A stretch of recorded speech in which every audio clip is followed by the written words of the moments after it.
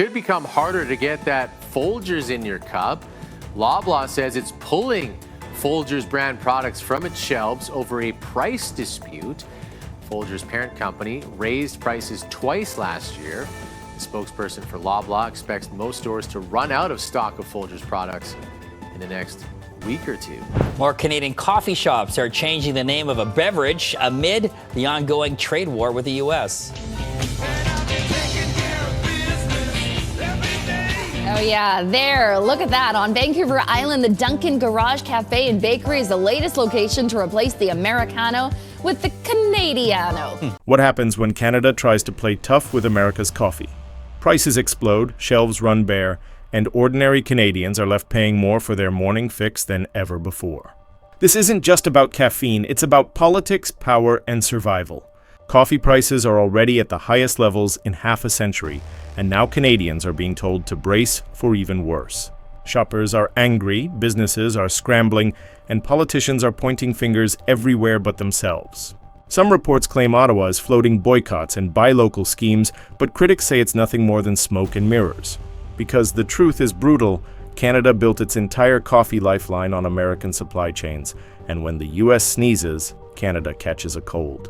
So before we dive into how this crisis unfolded, smash that like button, hit subscribe, and drop a comment. Would you give up coffee if it doubled in price? If you've noticed your coffee bill creeping higher with every grocery trip, you're not imagining it.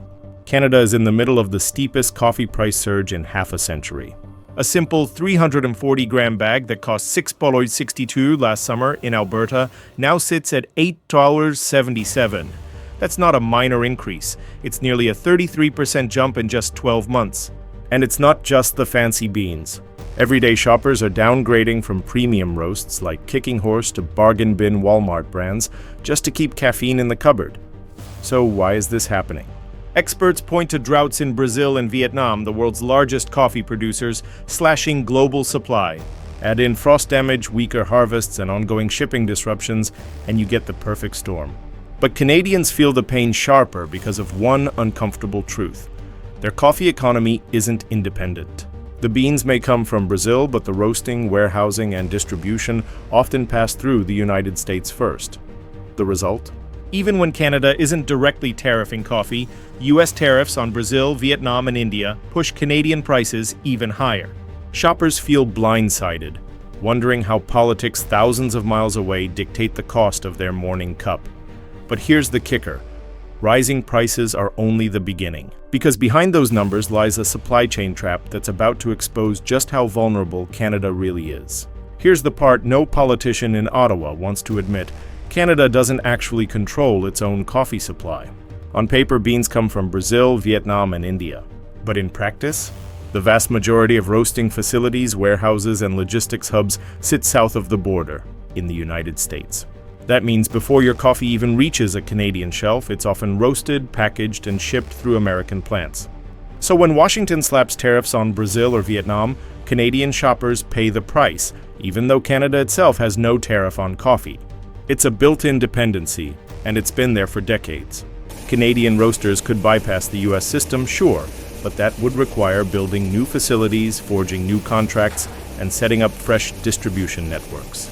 And none of that happens overnight. There are whispers that some Canadian importers are testing direct-to-Canada shipments to avoid the tariff drag. But let's be honest, that's a patch, not a solution.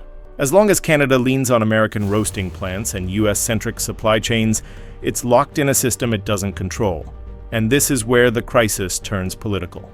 Instead of fixing the dependency, Ottawa reaches for theater, boycotts, slogans, and headline-grabbing rhetoric. But that's not strategy, it's distraction.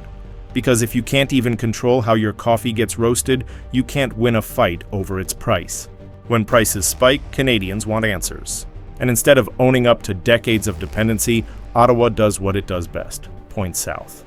Liberal politicians rush to blame American tariffs, portraying Canada as the innocent victim of Trump-style policies.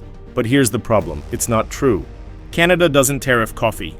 The real issue is that Canadian companies built their entire model around US facilities. So why the finger-pointing? Because political theater is easier than structural reform.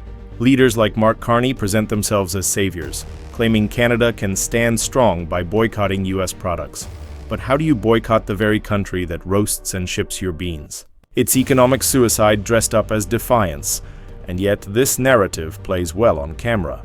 Reports suggest Ottawa has even considered broader Buy Canadian pushes, though critics say it's nothing more than smoke and mirrors, a way to distract voters from asking the hard question, why didn't Canada build its own infrastructure years ago?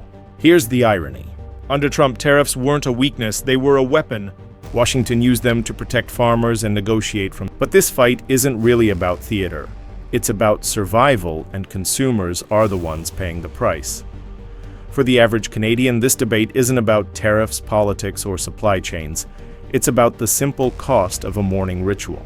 Coffee is woven into daily life, and 3 out of 4 adults drink it every single day. That means when prices climb, there's no easy escape. You either pay more or you settle for less, and that's exactly what's happening. Households across Alberta, Ontario, and British Columbia are trading down from premium roasts to generic supermarket brands. Bags that once showcased specialty blends now sit untouched as shoppers grab Walmart's cheapest options. Economists call this the lipstick effect, the idea that when big luxuries become unaffordable, people cling to smaller indulgences like coffee. But let's be real, this isn't luxury, this is survival. Paying nearly $9 for a bag of beans isn't resilience, it's decline. It's evidence that a country with vast natural resources and the wealth to build its own infrastructure has instead tied itself to a system it cannot control. And here's the cruel twist. Even with prices soaring, consumption remains high. Canadians aren't drinking less, they're just downgrading their choices. That means the crisis doesn't show up in the volume of coffee sold, but in the shrinking quality of what people can afford. It's a quiet squeeze, felt 1 cup at a time. And it reveals something bigger. This isn't just a coffee crisis, it's a warning about Canada's entire economy. Coffee might feel like a small issue, but it's really a symptom of a much larger disease. We've seen this movie before. First it was Crown Royal whiskey facing US tariffs. Then Canadian beer supply chains got rattled. And now coffee. Different products. Same story. Canada leans heavily on American systems, then panics when those systems tighten. The pattern is painfully clear. Instead of building its own infrastructure, Canada allowed industries to integrate almost completely with the US. It's efficient when everything runs smoothly, but it's catastrophic when the world shifts, whether through drought, frost, or tariffs. And when those shocks come, Ottawa reaches for the same tired playbook. Blame America, stir up anti-US sentiment, and hope Canadians don't notice the deeper failure.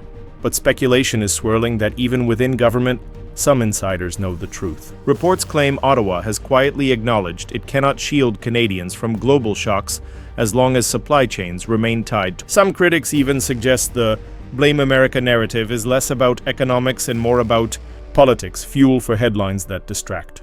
From years of negligence, that's why the coffee crisis feels so much bigger than a morning cup. It's not just about caffeine, it's about credibility. And the longer Canada leans on America without building its own backbone, the more exposed every Canadian household becomes. Enter Mark Carney, the man Liberals quietly float as Canada's economic savior. To his supporters, he's the steady hand who guided the Bank of England and the Bank of Canada. But to his critics, Carney represents the very problem fueling this crisis: a blind faith in global integration. For years, Carney has preached that Canada's strength lies in being tied into global markets. More trade, more connections, more dependence. And on paper, it sounds sophisticated. But in practice, it means Canada outsourced resilience. When Brazil's crops fail, when Vietnam's harvest shrinks, or when Washington slaps tariffs, Canada gets hit harder than almost anyone else, because Carney's policies tied the country's future to systems it doesn't control.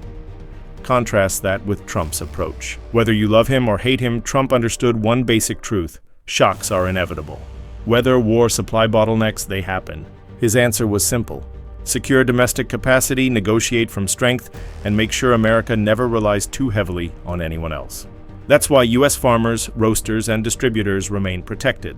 While Canadian households are forced to trade down to Walmart beans, Carney's vision may impress elite economists, but it leaves everyday Canadians paying more for less. And as prices climb, his globalist blueprint looks less like stability and more like a trap. Here's the truth no one in Ottawa wants to admit: The United States doesn't owe Canada cheap coffee. Washington's tariffs aren't designed to punish Canadians. They're meant to protect American farmers, American roasters, and American jobs. That's how sovereign nations operate. They put their people first.